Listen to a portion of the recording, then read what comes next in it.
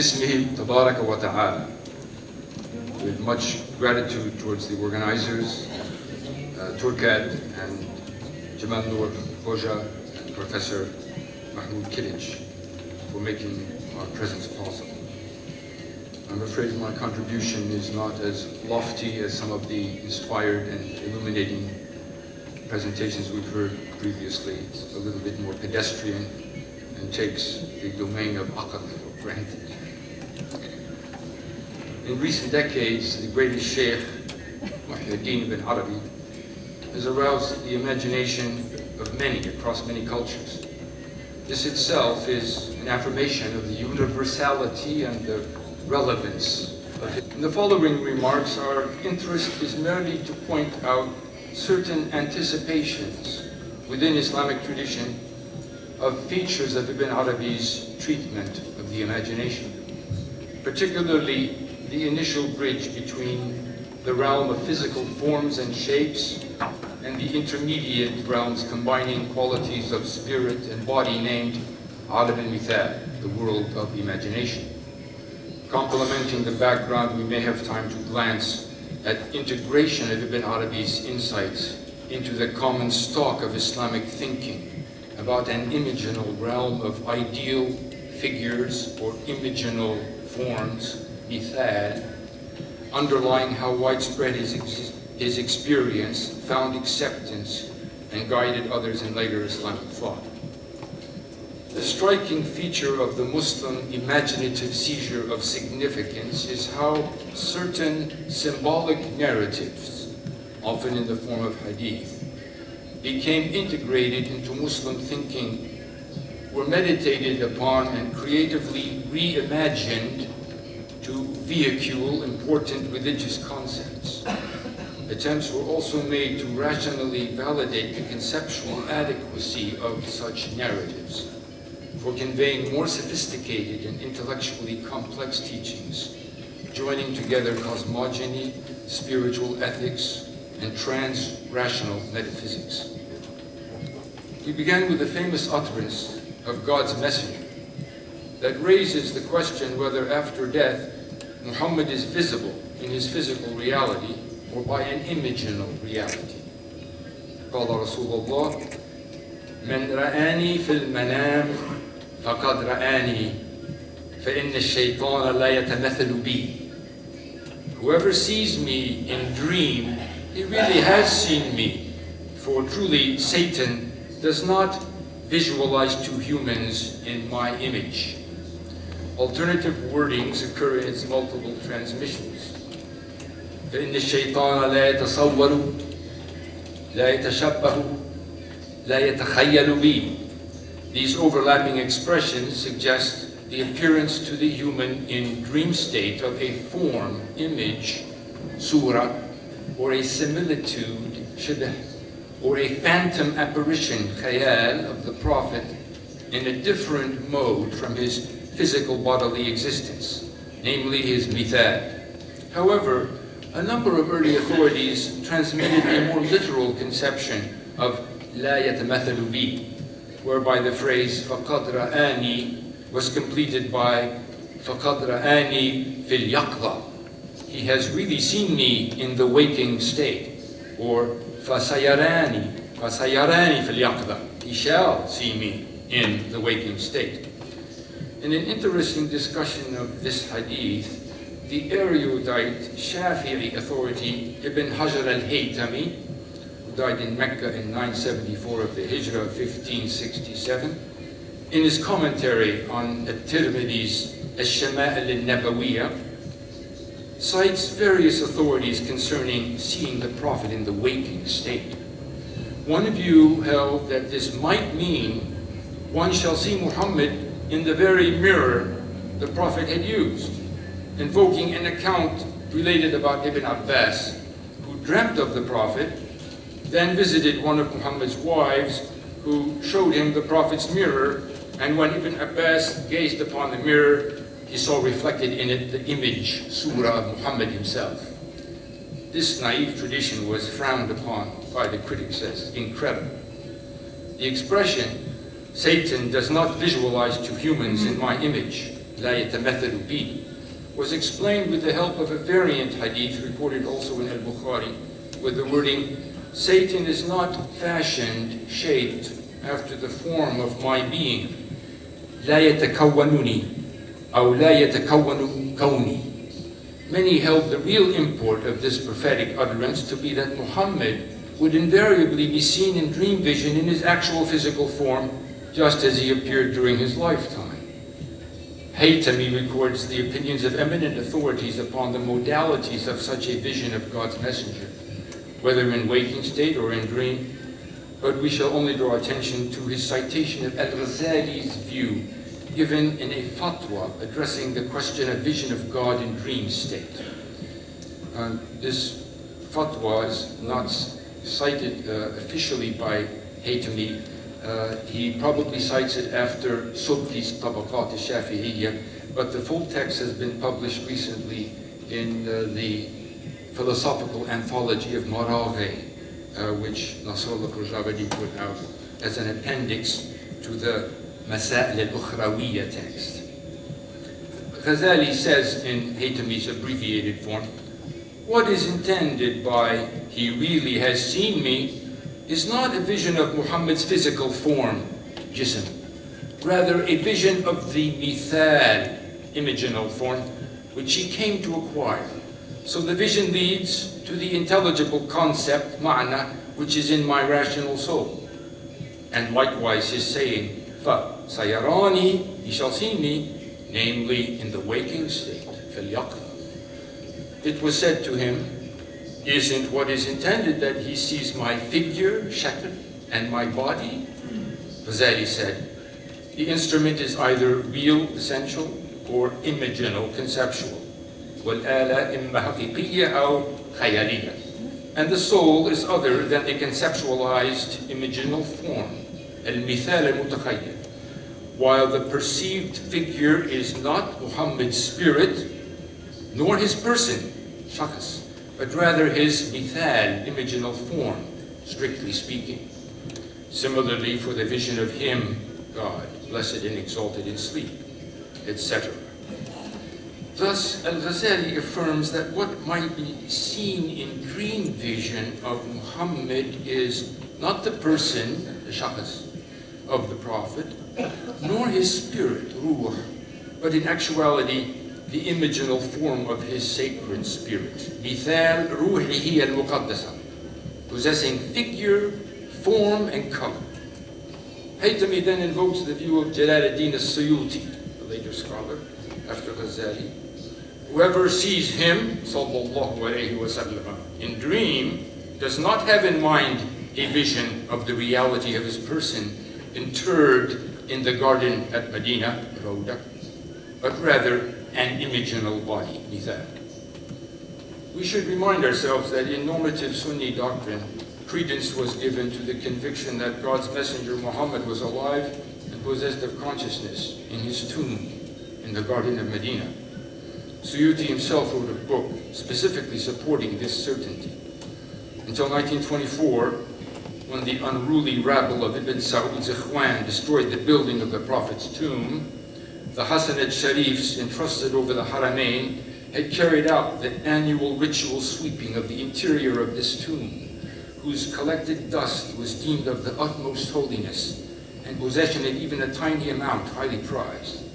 But the pious individual assigned this awesome task did so in great trepidation, fearful of deadly consequences if he unduly disturbed the Prophet at his prayers. Let us now move from the Sunni imaginative appropriation of this symbolic narrative to the Shia.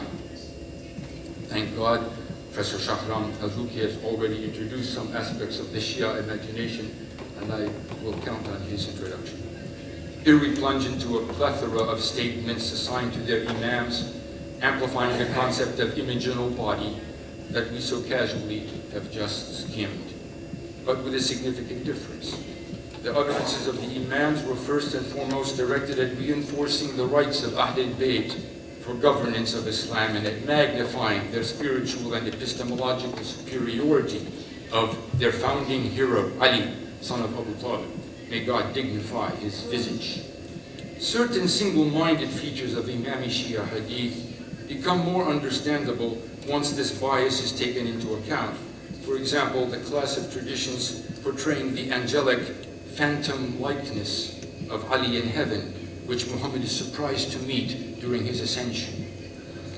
Ja'far as-Sadiq described how after death, the faithful are raised from the grave accompanied by the figure of a beautiful shade, mithal, as a visualization of one's good deeds to comfort and fortify the soul.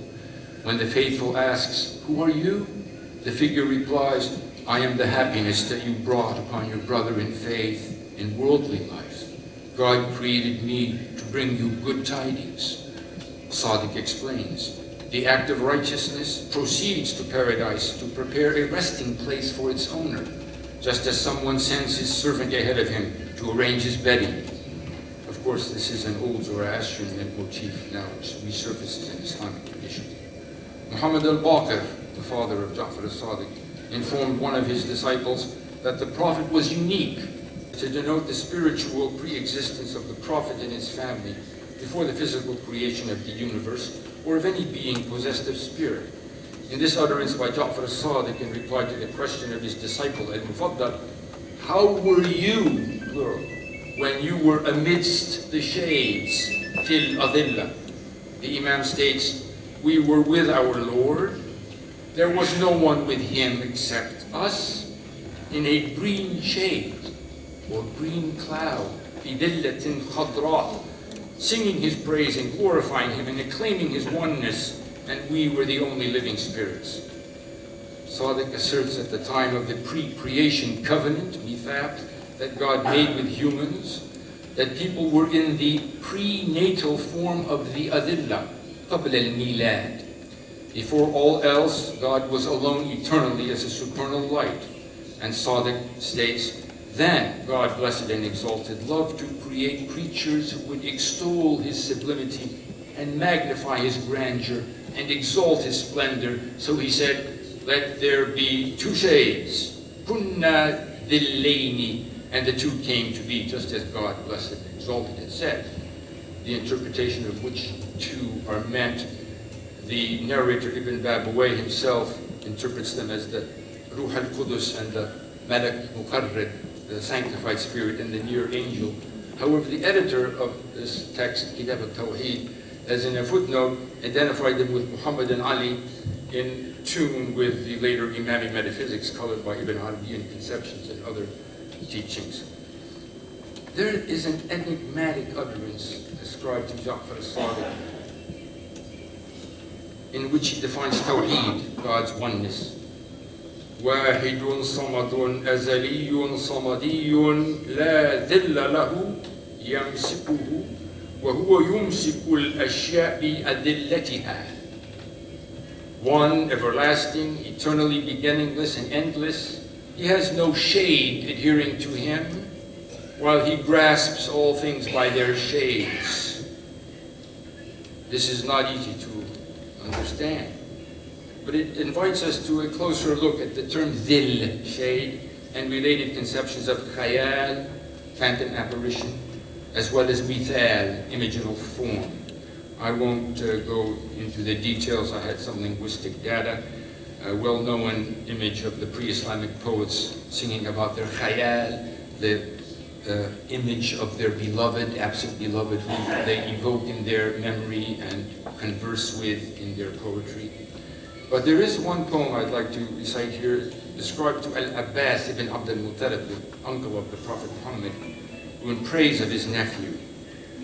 من قبلها طبت في الظلال وفي مستودع حيث يخسف الورق. Before it, you delighted in the shades of paradise and in a depository, in the part where leaves are sewed together to conceal the pudenda. It's a little Victorian English translation by Edward Lane. And exactly how to understand the lines here, we might transpose the meaning in line with the notion of a person's shakhas, the corporeal-like figure visible from a distance, namely the darkness of shape like a shadow, synonymous with dalala, something as follows. Before being in the earth, in your terrestrial body, you delighted within the shades, phantom figures, and in the depository of your ancestors' loins. We should recall an old association of dhil or dhilala with a prenatal spermatic existence. And this notion was conjoined with the Quranic terminology of nur and ruh, light and spirit, as evidenced in early Shia hadith about anthroposophy, treating primordial matter, tina, clay, and sperm drop, nutfa. But we won't get into that here. Now, it is true that primordial matter and the motif of pre-creation shadow figures, adilla, or imaginal forms, mithal, is often viewed as characteristic of radical Kufan extremist teachings, which fed into emerging Imami Shiite doctrine. However, it is also likely that the term adilla may be traced to Old Arab, even pre-Islamic usage, involving a vague notion of pre-existence in the most ancient time, a mode of existence where entities possess some degree of bodily shape or figure, but not physical life. Let us return now to Al-Ghazali, who taught a specific doctrine of 5 levels of modes of existence or presence, maratib al-wujud. This teaching lay at the basis of his theory of ta'wil, or levels of inner significances, enabling him to reconcile seemingly contradictory disciplines or opposing doctrinal views. These 5 realms of cognitive prehension are dhati, essential, hissi, sensory, khayali, imaginal, aqli, conceptual, and shibhi, analogous. It's not a very good translation, but gives an idea. In between the sensory realm situated in the alim al-mulk and the conceptual realm situated in alim al-malakut lies the imaginal realm situated in alim al-jabarut. For example, the conceptual level operates at the level of conceptual existence, wujud al-aqli, when something has a spirit and a reality and a meaning, ruh, haqiqa, ma'na. Then the intellect obtains its sheer conceptual meaning without establishing its form in imaginal or sensory or external existence. The 2 main sources for Ghazali's notion on this is Faisal al-Tafriqa, بين الإسلام والزندقة, and his Al-Imla al-Ishkalat al-Ihya, usually appended to the Ihya ibn Din. Ghazali, of course, is appropriating and reworking Ibn Sina's understanding of the functions of the imaginative faculty and higher soul cognition. The mode of imaginal existence, situated in alim al-jabarut, the realm of imperious supremacy, is perceptible by sight and hearing. Ghazali remarks of this realm, it is the median realm, al-mutawassit, partaking of the extremity of each other contiguous realm, the conceptual and the sensory.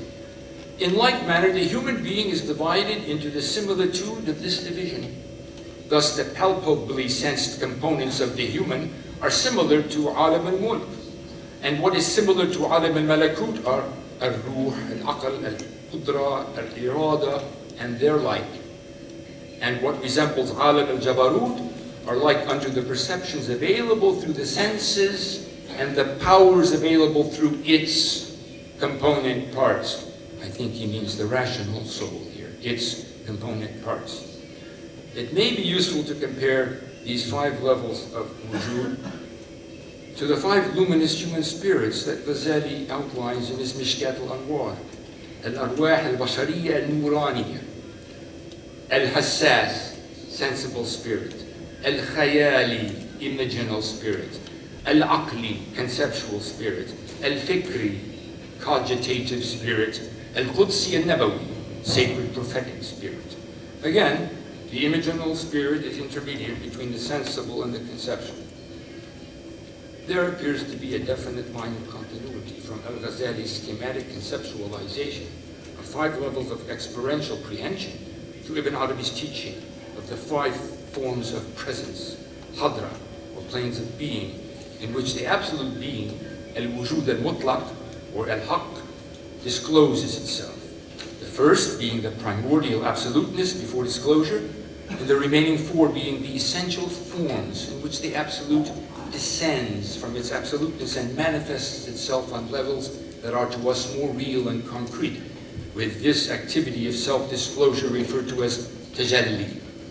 It is in the ontologically intermediate borderland of the fourth presence, wherein the absolute manifests as part spiritual, intelligible, and part material, sensible, where the reality of imaginal existence is found. I wish I had more time to go into details. Of course, this is a sketch. One would have to substantiate it in greater citations, but I think that there's a definite connection here, and I would refer especially to the work by Javadi, his article on the Sufi terminology linking Ghazali and Ibn Arabi, as well as the critique of Ibn Arabi and Ghazali by Ibn Taymiyyah. Now we come again to the Imami appropriation of these archetypal or representational bodies, and I'll have to collapse and summarize this section. These figures, prototype imaginal forms, were first conceptualized among the 12 Shia school, probably by Sheikh al-Mufid, a great Baghdadi rationalist theologian of Mu'tazila inclinations. He died in 413 or 1020 of the Common Era. And he had a falsafa-like or philosophically inclined notion of the human being as an immaterial substance, jawhar basit, which is quite un-kalam-like. When treating the question of the pre-creation phantom forms, ashbah, of the family of the Prophet, glimpsed by Adam as glittering lights on the divine throne, Mufid asserts, in that state they were not living forms, nor rational spirits. Rather, they existed as replicas in the manner of the ideal images, muthul, plural of mithal, a debatable reading, resembling their forms in the condition of physical humanity, exemplifying what they would be like in the future with respect to exterior appearance. وَلَمْ يَكُونُوا فِي تِلْكَ الْحَالِ صُوَرًا مُحْيَاةً وَلَا أَرْوَاحًا نَاطِقَةً لكنها كانت صورا على مثل صورهم البشرية تدل على ما يكونون عليه في المستقبل من الهيئة. Thus Mufid conceived of these representational forms as ideal prototypes for their future corporeal bodies, not as rational spirits, arwah. It is not surprising that Ghazali came to the same conclusion in his fatwa, which we just cited. But to demonstrate his clear dependence on Mufid would not be appropriate given the time remaining. However, in other contexts, Mufid was clearly aiming to counter popular and vulgar Shiite conceptions of these mithal as in some ways pre-existing in a spiritual condition. I have to wrap up my remarks simply by pointing out that the background I offer here is one way to see how Ibn Arabi's thinking is embedded in an indigenous series of meditations and teachings that go back to the very beginning of Islam and that cross the lines of different confessional groups, whether Sunni and Shia. Of course, to show that in later times after the era of Ibn Arabi, both among the Sunni and the Shia, and I would point to two figures in particular that are very representative and normative. Ibn Hajar al-Haytami, who has a very interesting meditation on the hadith about Jibreel being seen in the form of Dihit al-Kalbi, one of the famous companions of the Prophet, and the discussion that provoked among Sunni authorities whether Gabriel could take on the form of a human being. And the recourse was had to the mithal concept to explain this is what Jibreel was up to at that time. And the same thing with the work of Faiz Kashani, especially his Kalimat Maqnuna, who has expanded and furthered the insights of Ibn Arabi within the Shiite context. So in conclusion, I would like to remind all of us that what we're talking about here is something very basic to our reality as humans. We are standing between two worlds, and we define ourselves in terms of both. And at the same time, we are a barrier, a barzakh, and a filter. We let some things through and we keep other things out. And that this image, which Ibn Arabi made at the center of his teaching, beautifully portrays the pain and the joy of our human condition, our intermediate status as unfinished creatures, seeking completion, standing between two worlds. Walhamdulillahi Rabbil Alamin.